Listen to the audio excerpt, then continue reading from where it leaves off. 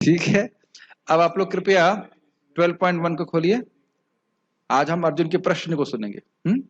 मेरे पीछे भक्त पे माइक पे बोलिए। सबको मिल दिख रहा है श्लोक? हाँ। अर्जुन उवाच, अरे भाई कोई माइक पे बोलिए। अर्जुन उवाच, अर्जुन उवाच एवं सततयुक्ता ये, एवं सततयुक्ता ये भक्तास्त्वां पर्युपासते, भक्तास्त्वां पर्युपासते ये चाप्यक्षरमव्यक्तम्, ये चापि अक्षरमव्यक्तम् तेषां के योगवित्तमाः। तेषां के योगवित्तमः। बहुत महत्वपूर्ण है। देखिए, अर्जुन वाचा मतलब अर्जुन ने कहा, एवं सतत युक्ता ये, एवं मतलब इस प्रकार। अब इस प्रकार का यानी इस लाइन का लिंक 11वें अध्याय के 55वें श्लोक से है। मत कर्म करण मत परमोह मद भक्त संग वर्जितः निर्वैर सर्वभूतेषु यह स मामेति स पांडव। तो इस प्रकार समझ में आया? भगवान ने 11वें अध्याय को कैसे एंड किया कि जो मेरे लिए कर्म करते हैं, मेरे भक्त बनते हैं, किसी से वैर नहीं करते, गलत लोगों का संग नहीं करते, भक्तों का संग नहीं करते, तो ऐसे व्यक्ति और मेरे को ही परम लक्ष्य मानते हैं, ऐसे भक्त मेरे पास आते हैं। ये लाइन याद बताया ना? कब पढ़ाया था? पिछले महीने पढ़ाया था कि उससे कल ही पढ़ाया था? अच्छा ठीक, कल ही पिछले दिन। ठीक है, पिछले दिन मतलब ब्रह्मा जी के पिछले दिन नहीं, कल ही पढ़ाया था। तो अब ये अर्जुन का प्रश्न का उत्पत्ति समझ में आ रही है, तब समझ में आता है, रुचि बनती है गीता सुनने में कि ये एवं एवं मतलब इस प्रकार से जैसे आपने वर्णन किया, जिस प्रकार सतत युक्त रहते हैं, निष्काम भाव से लगातार आपकी सेवा में युक्त रहते हैं। भक्तास्त्वाम पर्युपासते, पर्युपासते मतलब सम्यक रूप से आपकी उपासना करते हैं। देखिए, जो लोग देवताओं की पूजा करते हैं, जरूरी नहीं है कि अपने मन से, वचन से और कर्म से वो उस देवता की उपासना कर रहे हो। थोड़ा अगरबत्ती दिखाई और अपनी भौतिक इच्छा पूर्ण हो गई, अब देवता अपने घर खुश, हम अपने घर खुश। लेकिन पर्युपासते का अर्थ है कि मन से, बुद्धि से, वचन से पूरी तरह से सोल्ड आउट। समझ में आया पर्युपासते का अर्थ? ऐसा अगर करते हैं, और कुछ लोग ये चापी अक्षरम अव्यक्तम, और कुछ हैं जो अक्षर यानी अविनाशी और अव्यक्त ब्रह्म की पूजा करते हैं, तो उन दोनों में से तेषाम, उन दोनों में से कौन श्रेष्ठ है? श्रेष्ठ नहीं, सर्वश्रेष्ठ। योग वित्तम, उनमें से सर्वश्रेष्ठ कौन है? प्रश्न समझ में आ रहा है? प्रश्न ये है कि जो आपके भक्त हैं, जो इस प्रकार, जैसा आपने 11वें अध्याय के आखिरी श्लोक में बताया, इस प्रकार से निष्काम भाव से सतत आपकी सेवा में लगे रहते हैं, वे, या फिर वह जो ब्रह्म की उपासना करते हैं, अब ब्रह्म, अक्षर ब्रह्म क्या है उसका वर्णन हम आगे के श्लोकों में करेंगे। उन दोनों में से श्रेष्ठ कौन है, सर्वश्रेष्ठ कौन है? और अब बड़ा स्पष्ट है कि अर्जुन अपने बारे में पूछ रहे हैं कि भाई हम तो भक्ति करना चाहते हैं। तो कभी कभी लोग कहते हैं निर्गुण सगुण वाले कम हैं, वो निर्गुण में ध्यान नहीं कर पाते, इसलिए उनके लिए अच्छा है कि वो किसी किसी मूर्ति की पूजा करें। लेकिन यह धारणा नहीं है, इसका खंडन किया जाएगा। तो उसको हम, ये बहुत महत्वपूर्ण श्लोक है, मतलब बहुत बड़ा अध्याय, बहुत महत्वपूर्ण है। तो पहले सिद्धांत बोल दे रहे हैं कि जो भक्त है वो सर्वश्रेष्ठ है, लेकिन फिर भी उसको डेवलपमेंट किया जाएगा। ठीक है। अर्जुन ने पूछा, जो आपकी सेवा में सदैव तत्पर रहते हैं या जो अव्यक्त निर्विशेष ब्रह्म की पूजा करते हैं, उन दोनों में से किसे अधिक पूर्ण या सिद्ध माना जाए? प्रश्न क्लियर है? ठीक, प्रश्न क्लियर है, ध्यान देना चाहिए। क्लियर का मतलब प्रश्न पूछा जा सकता है कि क्या क्लियर है। आज मेरे पास माइक नहीं है, वो कल मैं कॉर्डलेस भी इंस्टॉल कराऊंगा ताकि प्रश्न किए जा सके आसानी से। गीता भूषण टीका, अब इसको बहुत ध्यान पूर्वक सुनिए, क्योंकि ये ऑलमोस्ट पूरी भगवत गीता का रिव्यू कर देगा पूरा परपट। भगवान ने किन किन योग पद्धतियों को बताया है और इसकी वजह से क्यों अर्जुन ये प्रश्न कर रहे हैं, ये आप इस टीका से देखने वाले हो। और प्रभुपाद जी भी इसी टीका को अपनी टीका में रखेंगे, तो आप देख पाएंगे अगर ध्यान पूर्वक सुनेंगे। इस 12वें अध्याय में भगवान बताते हैं कि सभी साधनों में शुद्ध भक्ति सबसे प्रबल है और सबसे जल्दी भगवत प्राप्ति कराने वाली है। ये हो गया 12वें अध्याय का विषय। क्या विषय है साहिल? बिना पढ़े समझ में बोल सकते हैं? कोई बात नहीं, कोई बात नहीं, आप न्यू हैं। और कोई भक्त बोल सकता है? यस बोलिए, मैं रिपीट करता हूँ, आप माइक पे बोलिए। हाँ, माइक पे बताइए, माइक पे बताइए। टॉपिक क्या है 12वें अध्याय का? हाँ, शुद्ध भक्ति सबसे प्रबल है और भगवत की प्राप्ति सबसे अधिक सबसे जल्दी कराने वाली है। तो अब आपके प्रश्न का भी उत्तर हो गया, प्रभु जी भक्ति कुछ कठिनाई आ रही तो क्या करना चाहिए? हमें फिर कर्मयोग और ज्ञान योग का आश्रय लेना चाहिए? नहीं, कुछ भी जीवन में कठिनाई आ रही है, अनर्थ दिख रहे हैं, हमें केवल भक्ति ही करनी, उससे जल्दी कोई ठीक नहीं कर सकता। ठीक, भगवत गीता के दूसरे और उसके बाद 6ठे अध्याय तक एक विशेष पथ का वर्णन किया गया। बहुत धीरे धीरे जाएंगे, समझने का प्रयास कीजिए। जिसमें पहले साधक जीवात्मा को समझता है और अनुभव करता है, और उसके बाद वह भगवान पर ध्यान करता है जो अंशी है। ये लाइन समझ में आ रही है? पहले क्या, प्राय अगर आत्म साक्षात्कार की बात करेंगे तो समाज में लोग केवल इसी की बात कर, कोई अध्यात्मवादी होगा तो यही बोलेगा, इसका मतलब है आत्मा का साक्षात्कार। सुने हैं शब्द आत्म साक्षात्कार? कहीं भी आप बिहार के स्कूल ऑफ मुंगेर है ना, बिहार स्कूल ऑफ मुंगेर बोलते हैं, है ना, Bihar school of yoga of Munger, तो वहां जाएंगे, पूछेंगे आत्म साक्षात्कार मतलब ब्रह्म साक्षात्कार, मतलब समझ लेना कि आत्मा क्या है, बस।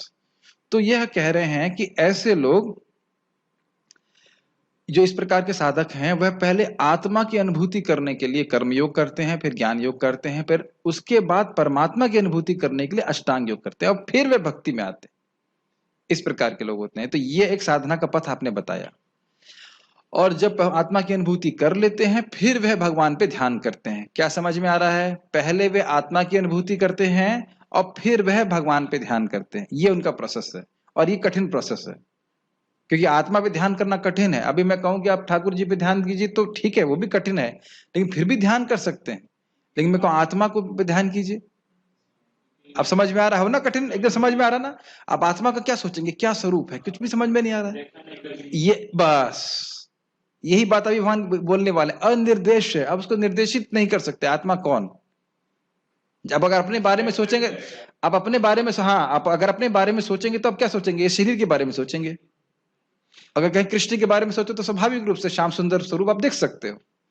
समझ में आ रहा कठिन क्यों हो रहा है? लेकिन फिर भी कुछ लोग ऐसा करते हैं, ऐसे लोग करते हैं। ठीक, और यह उन श्लोकों से सूचित हुआ, यथा अविनाशी तु तद्विद्धि, उसको तुम अविनाशी जानो। किसको? आत्मा को। भगवान बोल रहे हैं। तो अब किसको जानूं? बड़ी मुश्किल हो जाएगी। नहीं, आत्मा को तो जानूं, लेकिन कौन आत्मा, ये ध्यान करना कठिन है। तो इसलिए फिर भी, लेकिन कुछ लोग हैं जो इस प्रकार से करते हैं, वो अभी सिद्धि प्राप्त करते हैं आगे जाकर। ठीक है, समझ में आया? कर्मयोग करते हैं, दूसरे अध्याय में बताया गया था। दूसरे, तीसरे, चौथे, पांचवें, छठवें में क्या प्रोग्रेशन है? कर्मयोग करेगा, कर्मयोग से धीरे धीरे वह ज्ञान योग पे आएगा, ज्ञान योग से करते करते फिर वह अष्टांग योग पे आएगा, अष्टांग योग से फिर वह भक्ति योग पे आएगा। यह तरीका बताया गया, ये मैंने अपने तरीका बताया। अब आगे देखिए, 7वें अध्याय से लेकर 11वें अध्याय में एक दूसरे पथ का वर्णन हुआ, जिसमें जीव के स्वरूप को समझा गया। जैसे बताया था भगवान ने, क्या था? अपरे मतस्तम नाम प्रकृतिम विद्धि में पराम जीव भूत महाबाहो ये तम धारिते जगत। इस भौतिक प्रकृति से परे जीव है, वह किसकी शक्ति है? वो मेरी शक्ति है, और इस जगत का भोग कर रहा है। जीव का स्वरूप पता चला। और फिर ये भी भगवान ने बताया कि मुझ पे मैया सक्त मना पार्था, मेरी भक्ति करो। तो अनन्य भक्ति का वर्णन हुआ। जीव भगवान का अंश है, अभी मैंने श्लोक कोट किया, इसलिए उन पर निर्भर और उनका सेवक है। हाँ, यस। और यह समझकर श्रवण आदि के माध्यम से अपने स्रोत मतलब अपने स्रोत समझ गए, अपना आधार अंशी भगवान कृष्ण पर ध्यान लगाने की प्रक्रिया का वर्णन हुआ। अंशी मतलब जीव भगवान का अंश है, तो भगवान अंशी कहलाएंगे, उनका अंश है। ये समझ में आता है? ममे वांश जीव लोके, तो भगवान कह रहे हैं कि सारे जीव मेरे अंश हैं। तो अंशी कौन हुआ? भगवान हुआ। तो अब यानी कि इसमें, इस प्रोसेस में हम आत्मा पे ध्यान नहीं करते, हम सीधे भगवान के ऊपर ध्यान करते हैं, उनके नाम, रूप, गुण, लीला, यश, या उनकी जो वचन है, जैसे भी हम सुन रहे हैं। कितना आसान है इस पे ध्यान करना। Does it make sense? भाई, आप अभी भगवत गीता पढ़ने का या पढ़ाने का या सुनने का प्रयास कर रहे हो, तो भगवान का ही संग प्राप्त कर रहे हो, क्योंकि भगवान की वाणी भगवान से अभिन्न है। आप यहाँ पे आत्मा का अनुभव प्राप्त करने का प्रयास नहीं कर रहे हैं। Does it make sense? और बहुत आसानी से समझ सकते हैं। अगर अंधकार है और आप सूर्य के सामने आ जाते हैं, तो क्या सूर्य को देख पाएंगे? अरे भाई, जब अंधकार है अब आप सूर्य के सामने आ जाते हैं तो सूर्य को देख पाएंगे? अरे इसमें कौन सा मुश्किल प्रश्न है? हाँ देख पाएंगे।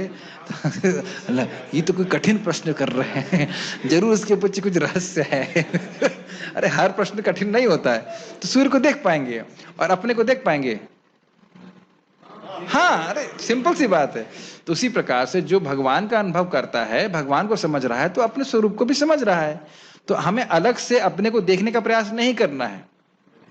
अभी तो भगवान भागवत में बोलते हैं, ये जो आत्मा और अनात्मा का विवेक है, यह भी प्राय श्रेयो न भवेत, यह भी प्राय श्रेय की प्राप्ति कराने वाला नहीं है। इसमें नहीं फंसना है हमको। भगवान की भक्ति करेंगे, भक्ति से अपने आप ही अविद्या नष्ट हो जाती है। समझ में आ रही बात? ठीक है। जैसे कि नारद जी, हम लोग अभी पढ़ने वाले हैं बहुत जल्दी ही नारद जी के वो चैप्टर में, तो उसमें कहते हैं जैसे मेरी अविद्या नष्ट हुई तो मैं देखा, अरे मैं तो जैसे सपने में था, मैं झूठ में ही अपनी पहचान शरीर से कर रहा था। सपना देखते हैं ना, सपने से बाहर आ गए तो वो तो सपना था, ऐसा था।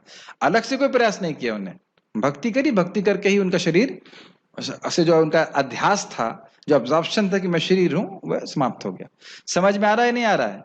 हम अलग से अपने को आत्मा के रूप में अनुभव करने के लिए साधना नहीं करते हैं कोई, हम भक्त लोग, और करने की जरूरत भी नहीं है। सीधे भगवान में आसक्त होते हैं, भगवान की कृपा से अविद्या अपने आप नष्ट हो जाती है। It's a side benefit, it is not the main goal. समझ में आ रहा है? ठीक। इस प्रभुपाद इस बात को तात्पर्य में बोलेंगे, तो इसलिए आप ध्यान पूर्वक सुनिए इसको। इस प्रक्रिया का वर्णन मय्यासक्त मनः पार्थ भगवद गीता 7.1 आदि श्लोक में हुआ। समझ में आया? अब जो लोग पढ़े हैं वो समझ रहे हैं मैं क्या कह रहा हूं। 7वें अध्याय में भगवान ने पहले श्लोक में बोला है कि मुझ में आसक्त हो, मय्यासक्त मनः पार्थ योगम युजम मदाश्रय असंशयम समग्रम माम यथा ज्ञास्यसि तच्छृणु। तो अगर तुम मुझ पे मेरा मन अपने मन को मुझ में लगाओगे तो यथावत जान पाओगे कि मैं कैसा हूं। समझ रहे हैं? पहले वाला प्रोसेस क्या था? आत्मा फिर परमात्मा, यहां सीधे भगवान। ठीक, ओके। इन्हीं 6 अध्यायों में योग मिश्रित भक्ति का भी वर्णन हुआ। यथा प्रयाण काले मनसा चलेना भक्तिया युक्तो योग बलेन चैवा भ्रुवोर मध्य प्राणमाय वेश सम्यक सतम परम अपैति पुरुषम दिव्यम, ऐसे कर श्लोक। कि मतलब मृत्यु के समय योग बल से अपने यहाँ पे भ्रुवोर मध्य, यहाँ पे अपने प्राणों को उठा करके और फिर भक्ति भाव से भगवान का ध्यान करके व्यक्ति भगवान के धाम चला जाए। तो इसमें योग का मिश्रण है। योग मतलब अष्टांग योग का मिश्रण है, ये शुद्ध भक्ति नहीं है। तो इसका वर्णन भी भगवान ने 8वें अध्याय में किया। तो अभी 3 पथ समझ में आए। पहला पथ था क्या? वो कर्म योग, ज्ञान योग, अष्टांग योग। दूसरा पथ हम सीख रहे हैं भक्ति का, इस 7वें अध्याय में सीखा शुद्ध भक्ति का। 8वें अध्याय में फिर सीख रहे हैं योग मिश्रित भक्ति का। अभी तक कम से कम कान में स्पर्श कर लीजिए जो लोग नए हैं, बाकी जो लोगों को मैंने पढ़ाया वो सब जान रहे हैं। और ज्ञान मिश्रित भक्ति का वर्णन भी इन श्लोकों में हुआ। यथा ज्ञान यज्ञ न चाप्यन्ने, भगवद गीता के 9वें अध्याय में। तो 4 योग पद्धतियों का वर्णन हुआ। एक था कर्म मार्ग से आगे बढ़ करके कर्म योग इत्यादि ज्ञान योग करके अंततोगत तो भक्ति योग में एक। दूसरा डायरेक्ट भक्ति योग करे। तीसरा योग मिश्रित भक्ति करे। चौथा ज्ञान मिश्रित भक्ति करे। तो अब विकल्प आ रहे हैं ना, कौन सी जगह कौन सा सर्वश्रेष्ठ है? अब क्लियर हो रहा है ना? यस। 6ठे अध्याय के अंत में और मध्य 6 अध्यायों के पहले उन भक्तों की शुद्ध भक्ति का वर्णन हुआ जो एकांतिक रूप से भगवान में आसक्त हैं। 6ठे अध्याय के आखिरी श्लोक में योगी नाम अपि सर्वेशाम मदगतेन अंतरात्मना श्रद्धावान भजते युमाम समे युक्त तमो मतः। जो बड़ी श्रद्धा से हृदय में हम मेरा स्मरण करते हैं, मेरी सेवा करते हैं, वे सारे योगियों में सर्वश्रेष्ठ हैं। ये भगवान ने 6ठे अध्याय के आखिरी में बोला था। ठीक। और उसके बाद 7वें अध्याय को शुरू कर दिया था, जिसमें उन्होंने अनन्य भक्ति का वर्णन किया था। तो यही बात बोल रहे हैं कि जो बीच के 6 अध्याय हैं, 7 से लेकर के 12, 7 से लेकर के 11 और 12वां क्या है? भक्ति योग। हाँ, तो 7 से लेकर 12 नहीं होगा, मैथ्स भी नहीं आती है। 7 से लेकर 12, ठीक है। तो 7 से लेकर 12 में भक्ति योग का वर्णन हुआ है, प्रमुख रूप से भक्ति योग का वर्णन हुआ है। तो उसमें बात बोल रहे हैं, यह भी वर्णन हुआ कि ऐसे भक्त सर्वश्रेष्ठ होते हैं। कौन से भक्त? जो अनन्य भक्त होते हैं। अर्जुन ये सब बैकग्राउंड है प्रश्न का। जब प्रश्न बढ़िया से समझ में आएगा तो आपको उत्तर समझ में आएगा। जैसे मैं आलू, तो आलू का क्या मतलब है? कोई प्रश्न कर सकता है कि भाई आज सब्जी कौन सी बनाई है, तब वो समझ में आता है आलू की सब्जी। लेकिन ऐसे बोला आलू, तो उससे कोई आपस में कोई मतलब नहीं है। इसलिए प्रश्न समझ लेंगे तो उत्तर, पूरा अध्याय अच्छा लगता है सुनने में। अर्जुन अब एक प्रश्न पूछते हैं। कुछ लोग ऐसे हैं जो, हाँ ये बड़ा इंटरेस्टिंग है, जो आप परमात्मा को प्राप्त करने की इच्छा रखते हैं, वे नित्य ही इस प्रकार आपसे युक्त रहते हैं, और जिनका वर्णन इन श्लोकों के द्वारा हुआ था, यथा मय्यासक्त मना पार्थ, मतलब जो लोग एकांतिक भक्त हैं, भगवान के चरण कमलों की प्राप्ति करना चाहते हैं, वे आप श्याम सुंदर कृष्ण की पूजा तन मन व इंद्रियों से करते हैं। ये किसका अर्थ है? पर्युपासते। केवल ऐसा नहीं है कि थोड़ा बत्ती दिखाई, थोड़ा अगरबत्ती दिखाई और वह सेवा पूर्ण हो गई, नहीं, वो हमेशा भगवान की सेवा में किसी न किसी रूप में लगे रहते हैं। कल हम इसमें बहुत व्याख्या किए थे ना, किसी न किसी रूप में, कोई ना कोई कर्म में भगवान की, कृष्ण की सेवा में लगे रहते हैं। थोड़ा एक नोट है, यहां परमात्मा का अर्थ केवल मात्र परमात्मा नहीं है जिसमें सेवा ना हो। यह परम भगवान को इंगित करने के लिए प्रयोग हुआ है, जो जीव से विलक्षण है। इसको समझना चाहिए। देखिए, जो परमात्मावादी हैं, जो परमात्मावादी कहते हैं ना, परमात्मावादी हैं, वह भी अष्टांग योग के द्वारा परमात्मा का दर्शन तो करते हैं, लेकिन उनके हृदय में सेवा भावना नहीं होती है। वो चाहते हैं कि बस परमात्मा को देखा और फिर वह तो परमात्मा ही मिल जाना चाहते हैं, ये ब्रह्मज्योति में मिलना जाना चाहते हैं। वो भगवान की शाश्वत सेवा उनके धाम में जाके नहीं करना चाहते। साहिल समझ में आ रहा है? बहुत कठिन हो रहा है? कोई बात नहीं, सुनिए सुनिए। सचिन, आपको समझ में आ रहा है? ठीक। क्या अंतर है? परमात्मावादी भगवान की सेवा नहीं करना चाहते हैं, वो अपने संबंध को जागृत नहीं करना चाहते। तो यहाँ परमात्मा का अर्थ केवल यही है कि भगवान, यहाँ जो भक्त हैं ये भगवान से नित्य संबंध को, जो हम सभी का है, उसको जागृत करना चाहते हैं। ये उनका साध्य है। और इसी की हमने व्याख्या करी थी मत परमा शब्द से। कब करी थी? कल ही करी थी, श्योर, कल करी थी, कि कृष्ण को और कृष्ण की भक्ति के ही अपने परम लाभ मानते हैं जीवन का। जैसे इस जगत में लोगों को कुछ खाने पीने को मिल जाता है तो क्या कहते हैं? वाह तृप्त हो गए, वाह तृप्त हो गए, और कुछ नहीं चाहिए। तो यही परम लाभ है कि नहीं? तो उसी प्रकार से नहीं, हम सभी लोग हैं, कभी कभी थोड़ा अच्छा खाने को मिल गया, वाह वाह बहुत बढ़िया, कुछ नहीं चाहिए। तो इसी प्रकार से जो असली भक्त हैं वो कृष्ण के अलावा किसी चीज से संतुष्ट नहीं होते। कुछ अन्य भी हैं जो परमात्मा को प्राप्त करना चाहते हैं, परंतु वे पहले जीव के अक्षर स्वरूप की उपासना करते हैं, जो भौतिक इंद्रियों के परे होता है, जिसका वर्णन मैंने अभी आपको किया था थोड़ी देर पहले, कि आप ध्यान करें कि भाई मैं जीव हूं, शरीर से भिन्न हूं। इस प्रकार की मेडिटेशन वो करते हैं, उससे क्या होता है? वो बहुत कठिन होता है। वो उसकी, जैसे प्रभु जी बोले, स्पेकुलेट करना पड़ेगा। हाँ, मन आपको सोचना पड़ेगा, क्या मतलब जीव का स्वरूप कैसा होगा। बहुत अक्षर मतलब है वह अव्यय है, वह नष्ट, कभी इसका क्षय नहीं होता है। उसके वर्णन अभी आगे के श्लोकों में आएगा अलग से।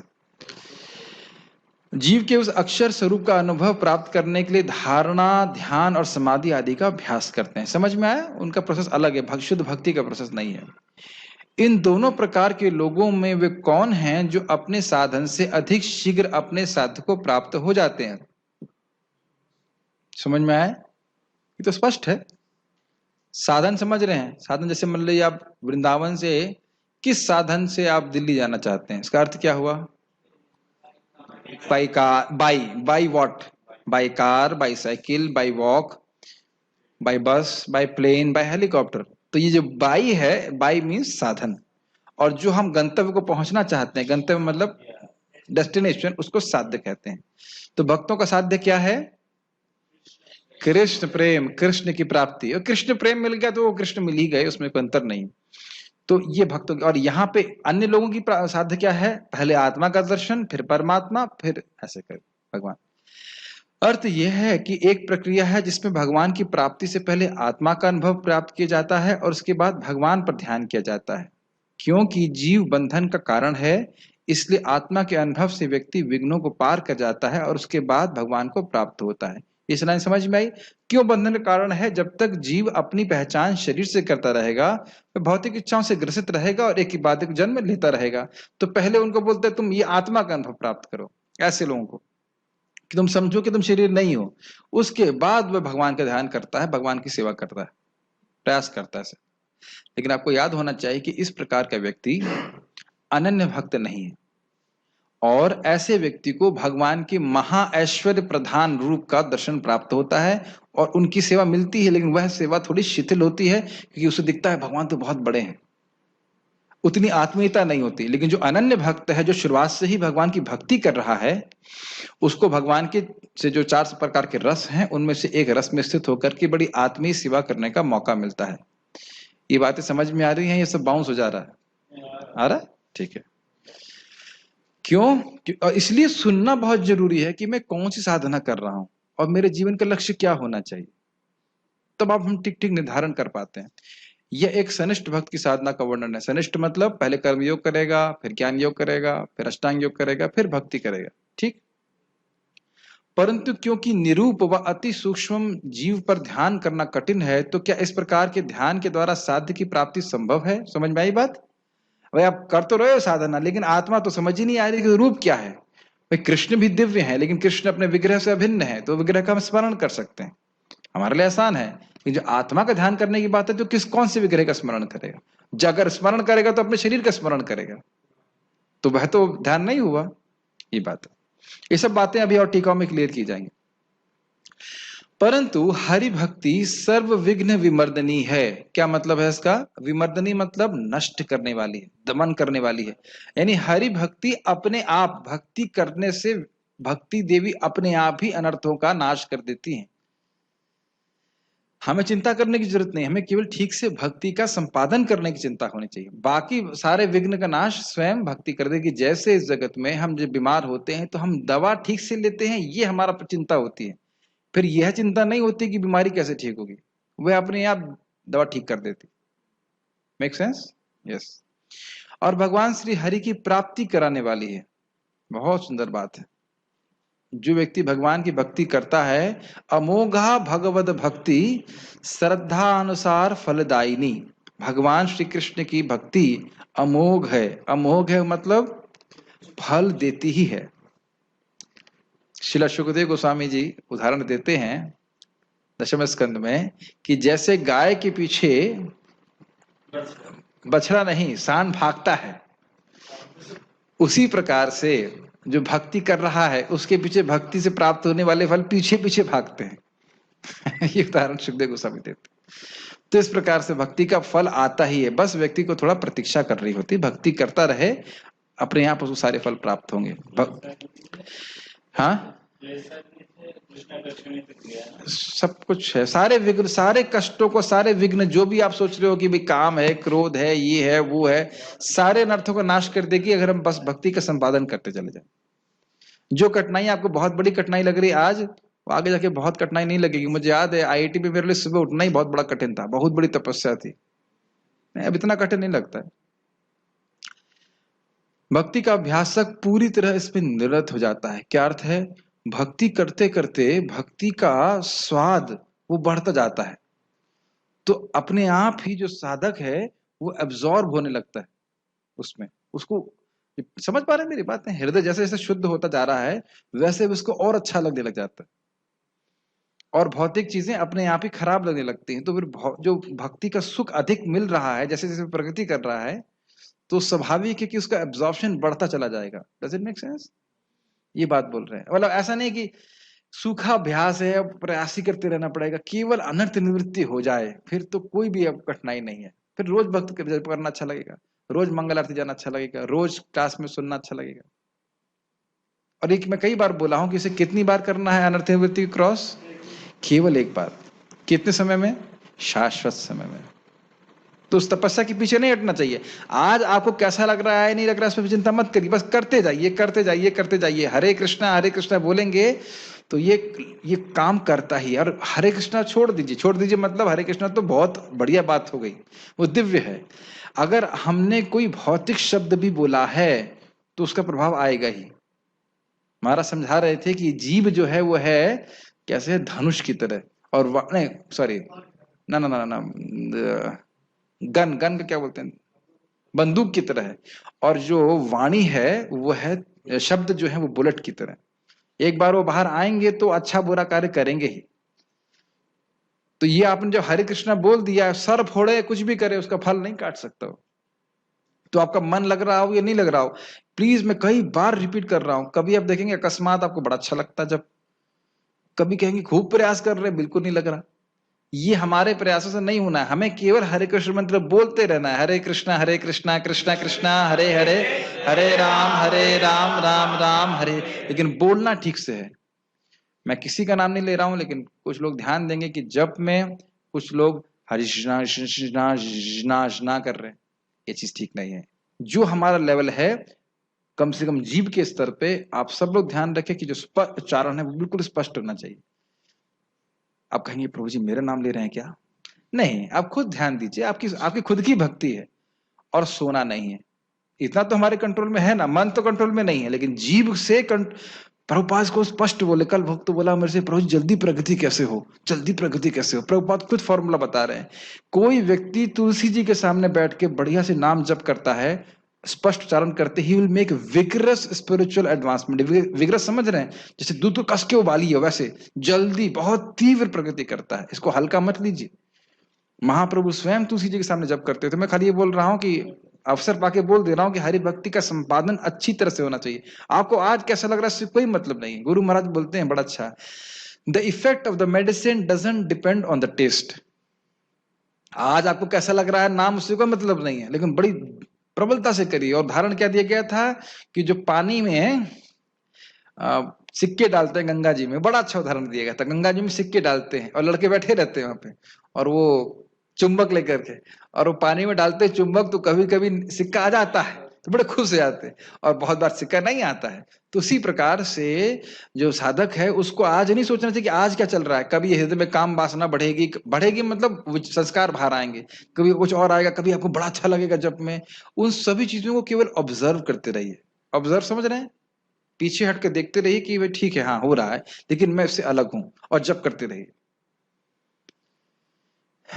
समझ रहे, समुद्र मंथन चल रहा है, जब तक अमृत नहीं आ जाए मंथन चालू रखना चाहिए, रुकना नहीं चाहिए। अरे अब ये आ गया, या अब जैसे कि असुर लोग सोचे कि अरे भाई ये क्या मोहिनी आ गई, अब तो इसके सामने तो अमृत भी फीका है तो बोलते हैं, तो ना वो सब चीज आते रहेंगे, उससे उससे भ्रमित नहीं होना। भगवान बोले थे कि सब आएगा, आप भ्रमित मत हो, जब तक अमृत प्राप्त ना हो मंथन करते रहना।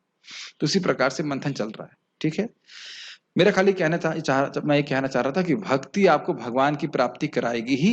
भक्ति छोड़िए मत, और भक्ति को जिस लेवल पे भी हम हैं उसको दृढ़ता से करते रहिए। इन दोनों प्रकार के लोगों के द्वारा जो साधन स्वीकार किए जाते हैं, उनमें से सर्वश्रेष्ठ साधन कौन सा है, ये आप मुझे कृपया बताइए। तो उम्मीद है कि प्रश्न आपको क्लियर समझ में आकर तात्पर्य प्रभुपाद का। अब तक कृष्ण साकार, निराकार एवं सर्वव्यापकत्व को समझा चुके हैं, और सभी प्रकार के भक्तों और योगियों का भी वर्णन कर चुके हैं। जिन बातों की व्याख्या हम पहले कर चुके, उनकी हम दोबारा नहीं करेंगे। सामान्यतः आप याद है ना, 4 प्रकार के योगियों का वर्णन हुआ था। एकांतिक भक्त, सनिष्ठ भक्त, और ज्ञान मिश्रित, योग मिश्रित, 4 प्रकार के। सामान्यतः आध्यात्मवादियों को 2 श्रेणियों में विभाजित किया जा सकता है, निर्विशेषवादी तथा सगुणवादी। सगुणवादी हो गए हम लोग, और निर्विशेषवादी मतलब जो ब्रह्म उपासना करते हैं।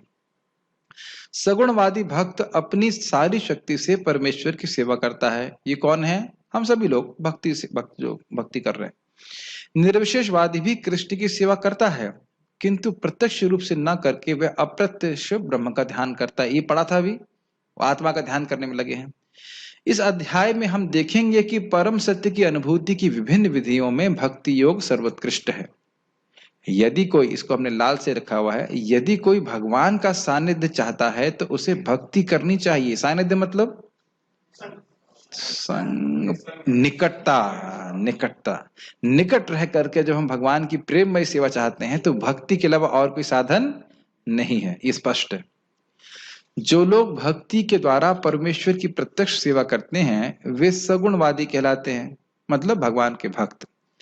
जो लोग निर्विशेष ब्रह्म का ध्यान करते हैं वे निर्विशेषवादी कहलाते हैं। थोड़ा समझ लेना चाहिए निर्विशेष का अर्थ क्या होता है। विशेष मतलब स्पेशल और निर्विशेष मतलब नॉट स्पेशल। समझ में आ रहा है ना? विशेष मतलब स्पेशल, स्पेशल मतलब डिस्टिंक्ट, अलग से अलग, कुछ वस्तुओं से विशिष्ट होता है ना विशेष का अर्थ।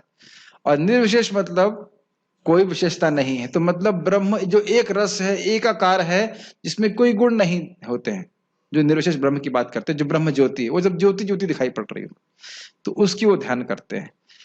यहां पर अर्जुन पूछता है कि इन दोनों में से कौन श्रेष्ठ है। यद्यपि परम सत्य के साक्षात्कार के अनेक साधन हैं, किंतु इस अध्याय में कृष्ण भक्ति योग को सबों में श्रेष्ठ बताते हैं।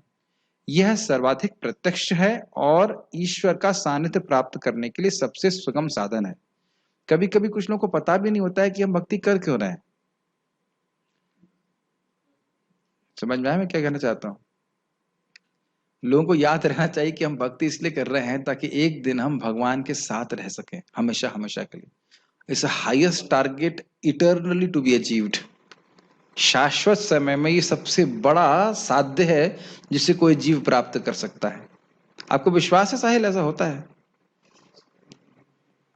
आप समझ रहे हो कि आप किस पथ पे हो?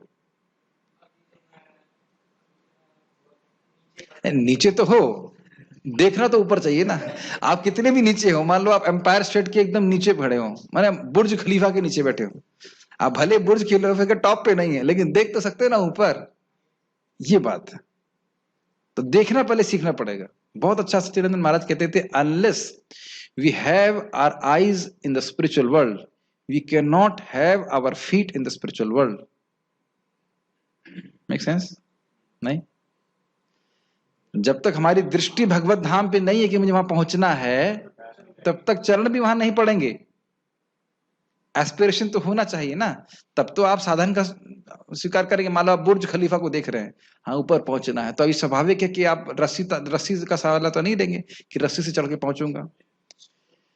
लिफ्ट सोचेंगे, फिर सोचेंगे सबसे फास्ट लिफ्ट कौन सी है, कौन सी लिफ्ट मुझे कहां तक पहुंचा सकती है। सीढ़ी भी छोड़ देंगे, सीढ़ी करते करते तो सांस फूल जाएगी, है ना। ये मैं खाली एग्जाम्पल दे रहा हूं। साध्य का निर्णय करके साधन का निर्णय किया जाता है। ये समझ में आ रहा है कि नहीं आ रहा है? आपको अगर मान लीजिए इंडोनेशिया जाना है तो तैर के तो जाएंगे नहीं है कि नहीं? और आप मान लो यहां से मंदिर जाना है तो हेलीकॉप्टर नहीं पकड़ेंगे आप। तो साध्य कहाँ है, कितना दूर है, क्या करना है, उसके हिसाब से साधन का निर्णय किया जाता है। तो यही बात बोल रहे हैं कि सबसे सुगम है और एकमात्र तरीका है जिससे भगवान का सानिध्य प्राप्त होता है। सुगम का अर्थ ये मत दीजिएगा कि और साधन है जिससे आप भगवान को प्राप्त कर लोगे, है भी नहीं और कोई साधन भक्ति के अलावा। भक्त्या अनन्या शक्य अहम एवं विदो अर्जुना, हम पढ़ चुके हैं 11वें अध्याय में। भगवत गीता के 2वें अध्याय में भगवान ने बताया कि जीव भौतिक शरीर नहीं है, वह एक आध्यात्मिक स्फुलिंग मतलब स्पार्क है, और परम सत्य परम पूर्ण है। परम सत्य मतलब भगवान कृष्ण परम पूर्ण है। 7वें अध्याय में उन्होंने जीव को परम पूर्ण का अंश बताते हुए पूर्ण पर ही ध्यान लगाने की सलाह दी। क्या ये हम इसकी व्याख्या पढ़ चुके हैं? अभी पढ़ा था, तो उसको हम व्याख्या नहीं कर रहे। मतलब ये वहां पे बताएंगे कि आत्मा पे ध्यान करो, साथ में बताए थे मुझ पे ध्यान करो। पुनः 8वें अध्याय में कहा कि जो मनुष्य भौतिक शरीर त्याग करते समय कृष्ण का ध्यान करता है वह कृष्ण के धाम को तुरंत चला जाता है। आप समझ में आ रहा है प्रभुपाद इस लाइन को क्यों लिख रहे हैं? ये योग मिश्रित उसका वर्णन है। यही नहीं, 6ठे अध्याय के अंत में भगवान स्पष्ट कहते हैं कि योगियों में से जो भी अपने अंतःकरण में निरंतर कृष्ण का चिंतन करता है वही परम सिद्ध माना जाता है। ये भी पढ़ चुके हैं। इस प्रकार प्रायः प्रत्येक अध्याय का यही निष्कर्ष है कि मनुष्य को कृष्ण के सगुण रूप में के प्रति अनुरक्त होना चाहिए, क्योंकि वही चरम आत्म साक्षात्कार है। ये लाइन समझ में आई लास्ट वाली? कृष्ण का अनुभव प्राप्त करना, भगवत अनुभव प्राप्त करना ही ये आत्म साक्षात्कार, आत्मानुभूति की सर्वोत्त पराकाष्ठा है। ये हिंदी समझ रहे हैं? Is the highest limit of perfection. ठीक, मतलब जब भगवान से भक्त का संबंध किसी भी रस में, चारों में से किसी रस में स्थापित हो जाता है तो भक्ति के किसी भी अंग को करने में उसको असीमित सुख प्राप्त होता है। तो यही जीव के लिए परम कल्याण का, परम श्रेय का उपलब्धि है।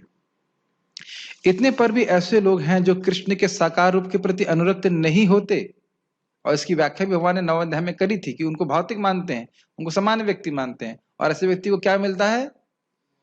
कुछ भी नहीं मिलता है, कुछ भी नहीं मिलता है। जो व्यक्ति कृष्ण को भौतिक मानता है उसे कोई सिद्धि प्राप्त नहीं होती, अपितु वह असुर बन जाता है। ये मैं नहीं बोला, मोघशा मोघ कर्माणो मोघ ज्ञान वचिततः राक्षसीम आसुरीम चैवा प्रकृति मोहिनीम श्रिता। ये बात वे दृढ़ता पूर्वक विलग रहते हैं, यहां तक कि भगवत गीता की टीका करते हुए भी वे अन्य लोगों को कृष्ण से हटाना चाहते हैं। दृढ़ता पूर्वक समझ रहे हैं, दृढ़ हो गया है। मान लो कोई उन्हें भक्ति में लाना भी चाहे तो कि ना, हम उसकी भक्ति नहीं करेंगे, वो तो सामान्य व्यक्ति है। जैसे महाराज बोल रहे थे वृंदावन महाराज, अरे वो चुरवा की पूजा करेंगे। कि कुछ लोग ऐसे सोचते हैं कि कृष्ण चोरी करते थे, सामान्य व्यक्ति की तरह, सामान्य व्यक्ति मानते, ऐसा सोचते। और उनकी सारी भक्ति निर्विशेष ब्रह्म ज्योति की ओर मोड़ देते हैं। ये बहुत चलता है। मुझे याद है एक पिताजी थे, पिताजी मतलब उनका नाम में बापू लगा रहता है। तो उनकी किताब में मैं पढ़ा था कि मेरा संकल्प है कि मैं 108 लोगों को ब्रह्मनिष्ठ बनाऊं। तो वही सब धारणा रहती है कि ब्रह्मनिष्ठ मतलब बस वो निर्विशेष ब्रह्म में जाके मिल जाना। ठीक है, वो कि खुद कितना ब्रह्मनिष्ठ है उस पर भी प्रश्न चिन्ह है, लेकिन चलिए उनका नाम भी स्मरण नहीं हमें करना चाहिए। वे परम सत्य के उस निराकार रूप का ही ध्यान करना श्रेष्ठ मानते हैं जो इंद्रियों की पहुंच के परे है और अप्रकट है। महाराज इस पे बहुत कटाक्ष करते हैं, अरे ऐसे भगवान से की पूजा करने से क्या फायदा जो आपको कभी पूछेगा ही नहीं, जो जिसको कभी देखा ही नहीं जा सकता, जिसे कभी लखा नहीं जा सकता, अलख निरंजन, उसका ध्यान उसका भजन करने से क्या। अरे आपको बुखार होगा तो ये भी पूछेगा नहीं कि तुम कैसे हो, है ना। महाराज और तरह से समझा रहे थे, कह रहे थे भाई कोई कहे ये तो बहुत अच्छा है, किसी की शादी हुई, मान लो सगाई हुई, और कहे कि भाई तुम्हारी पत्नी तो निराकार हो गई है, तो अब इस निराकार पत्नी से क्या कोई संबंध स्थापित करेगी, बताइए क्या प्रेम करेगी, वो क्या सेवा करेगी। संबंध के लिए आवश्यक है कि हमारी इंडिविजुअलिटी, हमारा व्यक्तित्व रहना चाहिए। इसके लिए आप वो श्लोक फिर से देख सकते हैं, क्या वो बहुवो ज्ञान तपसा वीत राग भय क्रोधा मनमया माम उपाश्रिता बहुवो ज्ञान तपसा पूता मद भावमान। क्योंकि लोग इस जगत में संबंधों से जले हुए हैं, समझ रहे हैं, मतलब लोग उनको धोखा देते हैं, उनका एक्सप्लॉयटेशन करते हैं। स्पेशली बॉस लोग तो बहुत तेल निकालते हैं, तो वो सोचते हैं कि कृष्ण भी इसी प्रकार के बॉस होंगे। ये बहुत बड़ी प्रॉब्लम है। आपने सुना ना, वो एक गाय अगर अग्नि से जल जाए तो लाल कपड़े को देख के भी भागती है, सुना आपने। और दूध का जला तो छाछ भी फूक फूक के पीता है। और कभी कभी छाछ, मान लो हमने आज एक छाछ दिया गया था, तो हमने सुना था पिछली बार कि वो छाछ जो है कच्चे दूध, कच्चा अच्छा नहीं था वो, तो फिर उसको हमने फूका भी नहीं, मतलब उसको भी हमने कहना ना वो ऐसा ही होगा। तो आदमी के जब एक बुरा अनुभव होता है तो सोचता है बाकी वो सारे लोग ऐसे ही होंगे। तो यही बात वहां पे बोल रहे हैं कि इसी कारण से निरोशेषवादी चाहते ना सेवा करनी पड़े, ना परेशानी होगी, छोड़ो कौन। तो इस प्रकार से वह कृष्ण संबंध को नहीं स्थापित करना चाहते हैं जानबूझ करके। इस तरह सचमुच में आध्यात्मवादियों की दो श्रेणियां हैं। अब अर्जुन यह निश्चित कर लेना चाहता है कि कौन सी विधि सुगम है और उन दोनों में से कौन सर्वाधिक पूर्ण है। दूसरे शब्दों में वह अपनी स्थिति स्पष्ट कर लेना चाहता है, क्योंकि वह कृष्ण के सगुण रूप के प्रति अनुरक्त है। आप कहेंगे जब इतना सब कुछ पता था, दशम अध्याय में बोल दिया कि परम ब्रह्म परम धामम सब कुछ, तो यह सब पूछने की क्या जरूरत है। और भगवान ने स्थापित भी कर दिया। ये साधु का स्वभाव ही है कि वो बार बार उसको कंफर्म करते रहना चाहता है, क्या मैं सही पथ पे हूँ, रास्ता पूछता रहता है, ये क्या मैं सही पथ पे हूँ, सही पथ पे हूँ, ये चीज इस प्रकार से अन्य लोगों के लिए भी स्थापित करना। वह जान लेना चाहता है कि उसकी स्थिति सुरक्षित तो है। ठीक है, ये बोल रहा था मैं, निराकार स्वरूप चाहे इस लोक में हो चाहे भगवान के परम लोक में हो, ध्यान के लिए समस्या बना रहता है। क्यों समस्या बना रहता है उसकी व्याख्या आगे भी हम करेंगे, लेकिन इतना समझ रहे हैं कि समझ ही में नहीं आ रहा ध्यान किसका कर रहे हैं। वास्तव में कोई भी परम सत्य के निराकार रूप का ठीक से चिंतन नहीं कर सकता है, क्योंकि उसमें कोई गुण नहीं है। और एक इंटरेस्टिंग बात है, किसी का भी चिंतन करते हैं तो या तो आप नाम का चिंतन करते हो, रूप का, एक्चुअली वस्तुतः नाम रूप गुण या लीला इन्हीं का चिंतन करते हैं। हाँ सामान्य, और बड़ा आसान होता है, बड़ा आसान है। मैं फिर से रिपीट कर रहा हूं, ये बात बहुत ध्यान पूर्वक सुनिए। चैतन्य भागवत चैतन्य चरितामृत कृष्णा बुक, भागवत या फिर यहाँ पे भगवत गीता, जब हम भगवान की लीला को पढ़ रहे हैं, सुन रहे हैं, ये सबसे गुह्य अंश है वेद का, सबसे गुह्य अंश। और जितना हम उसमें अब्जॉर्ब हैं उतना ही हम उस लीला में हैं। जैसे अभी मैं सुन रहा था कि भगवान कृष्ण ऋक्षराज से युद्ध करने के लिए गुफा में प्रवेश करे। मैंने कई बार सुना है उस चीज को। इस बार मैं सुन रहा था तो मुझे थोड़ा भय सा लग रहा था। हमने कहा अरे गुफा में, मुझे हमारा समझा रहे थे कि वाकई गुफा है। अब विचार कीजिए, गुफा है और उसमें बहुत भयानक भालू है, क्या आप प्रवेश करना चाहेंगे इसमें?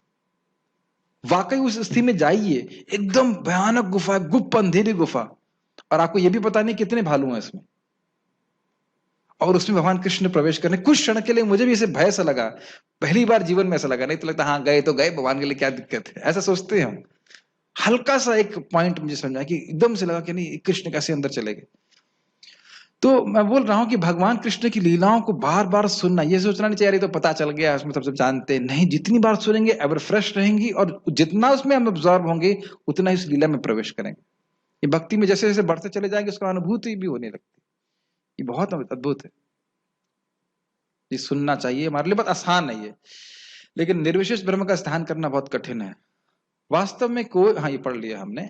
अतः अर्जुन कहना चाहता है कि इस तरह से समय गंवाने से क्या लाभ। प्रभुपाद तो एकदम ही ठोक के बोल दिए गए, क्या फायदा है सब करने का। ब्रह्म ध्यान। अर्जुन को 11वें अध्याय में अनुभव हो चुका है कि कृष्ण के साकार के रूप के प्रति आसक्त होना श्रेष्ठ है, क्योंकि इस तरह वह एक ही समय अन्य सारे रूप को समझ सकता है और कृष्ण के प्रति उसके प्रेम में किसी प्रकार का व्यवधान नहीं पड़ता। ये समझ में आई? कृष्ण को देख रहे हैं और विश्वरूप चाहा तो विश्वरूप भगवान ने दिखा दिया, चतुर्भुज रूप भी दिखा दिया, द्विभुज रूप तो देख ही रहे हैं। तो उसमें ऑन क्या कह सकते हैं, ऑल इंक्लूसिव पैकेज है, ठीक भक्ति।